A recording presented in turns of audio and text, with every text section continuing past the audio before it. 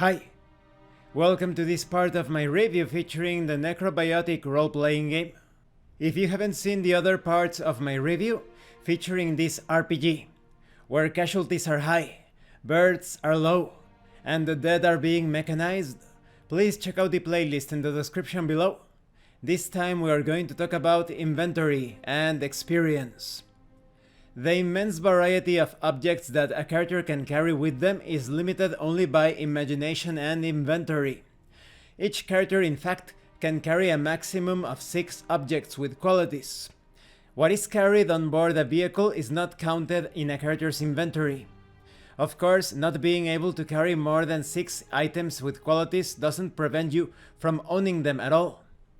Necrobiotic portrays a world that is contemporary, ancient, and futuristic at the same time, where everyday items range from fantastical to mundane.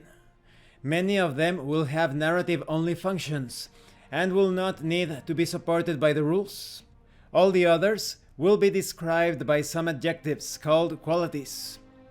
The qualities are described by a symbol, plus for those with a positive value, minus for those with a negative value, and plus and negative for those with a neutral value. And a description of the effect on the game mechanics. Let's talk about some of them. A positive one: annihilating. The object has the ability to destroy other objects in a targeted and specific way. Permanently removes a positive quality from a target object. A negative one would be fragile.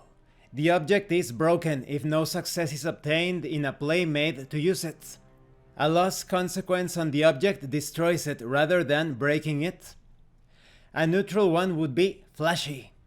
The object is easier to detect from long distances.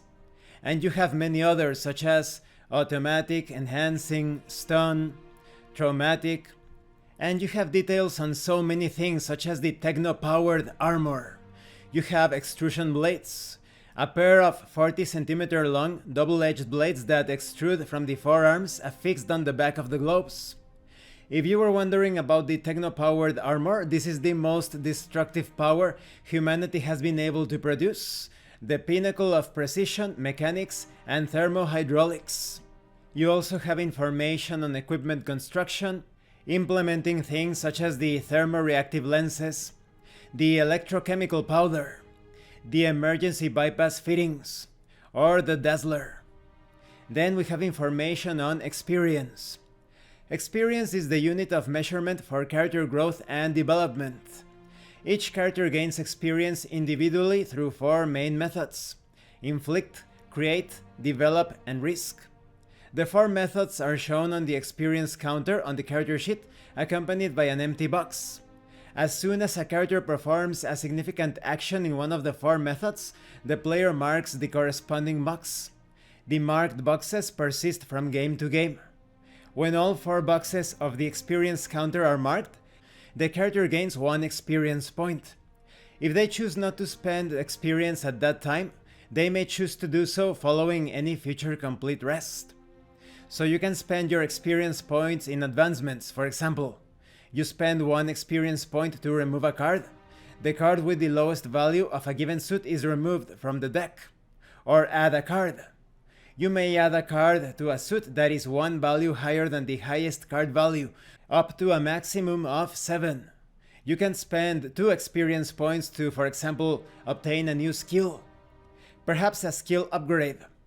Maybe you wish to spend 3 experience points to add a queen, or a jack. And this concludes this part of the review. In the next part we are going to talk about optional rules and many other things. When it comes to equipment, everything is very easy to understand, especially when it comes to equipment construction. You only need to add qualities to the object or device that you are creating. Now, concerning experience points, advancement is also quite easy, quite simple. In fact, you could make advancements during play, during the session, without breaking the immersion, because the process is so quick to handle.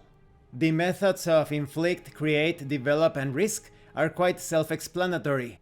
For example, when it comes to create, this is when a character creates a physical object or contraption or anything. When it comes to risk, it has to do with dangerous situations, or failures perhaps. Thank you for watching this part of the review, and thank you for your likes and your comments. If you have any questions or comments, please let me know. And thank you so much to those of you that are going the extra mile to support the channel. If anyone else wishes to further support the channel, the information on how to do that will be in the description below. And remember, it is better to roleplay and fail in character than not to roleplay and fail as a player. Once again, thank you, and see you later.